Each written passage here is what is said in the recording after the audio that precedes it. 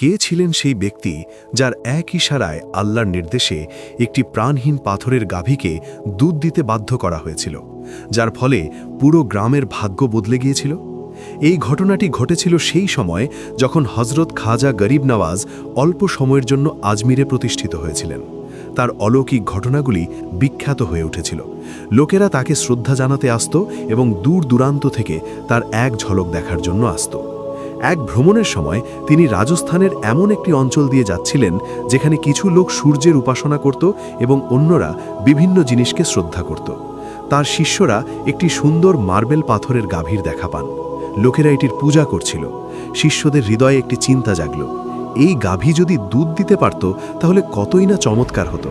আমরা খাজা গরিব নওয়াজের সাথে আছি, আমাদের এই ইচ্ছা কেন পূরণ করা হবে না? তারা উপস্থিত হয়ে অনুরোধ করলেন, আমরা এই গরুর দুধ চাই।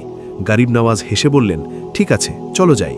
যখন তিনি এবং তার শিষ্যরা পাথরের গাভীর কাছে পৌঁছালেন, তখন গ্রামবাসীরা তাদের ধাওয়া করে ঝাঁপিয়ে পড়ল। তারা বলল, বাবাজি, দয়া করে সরে যান, এটা আমাদের শ্রদ্ধেয় গরু।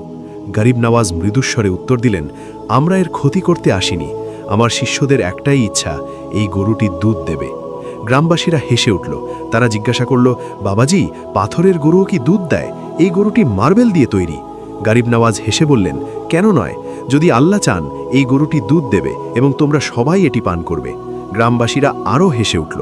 কিন্তু তিনি বললেন, যাও, তোমাদের বাড়ি থেকে বড় বড় পাত্র নিয়ে এসো, আজ তোমরা নিজের চোখে দেখতে পাবে।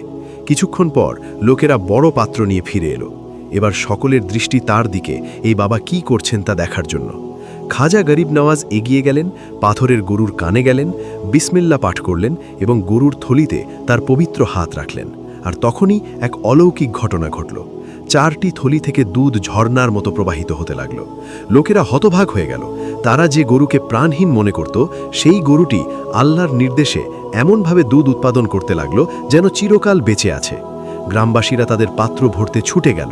তখন গরিব নওয়াজ তার অনুসারীদের বললেন, এখন তোমরাও এর দুধ ভরে নাও। এই প্রকৃত ত্যাগ হল অন্যের চাহিদাকে নিজের প্রয়োজনের আগে রাখা। গ্রামবাসীরা অবাক হয়ে গেল, তাদের হৃদয় কেঁপে উঠল। তারা বললেন, আপনি একজন মহান সাধক, আমরা আপনাকে দেবতা মনে করি। খাজা গরিব নওয়াজ তৎক্ষণাৎ উত্তর দিলেন, না, আমি দেবতা নই, আমি আল্লাহর একজন দাস। যদি তুমি আমার উপর বিশ্বাস করো তাহলে আমি যা বলি তাই করো। লোকেরা জিজ্ঞাসা করল, এখন তুমি কি চাও জনাব?